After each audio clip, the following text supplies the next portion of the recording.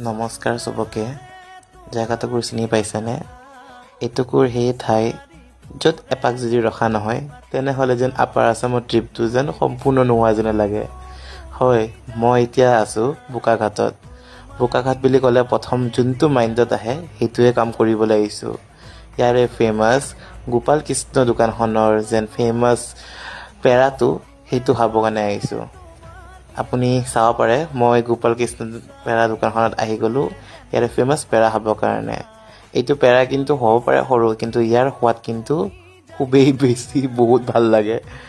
পেৰাটোৰ যেন কামোৰ দিয়াৰ লগে লগে যেন ইমান কোমল আৰু ইমান ভাল লাগে নহয়। আৰু ইয়াৰ মিঠাটোও একদম নেচাৰেল। অকল পেৰাই খাম নেকি? পুৰি নাখামনে? ইয়াৰে পুৰিও ফেমাছ। মাক পুৰি চব্জি এনেকৈ কলপাতত আৰু লগতে মোকো এনেকৈ কলপাতত পুৰি চব্জি দিলে।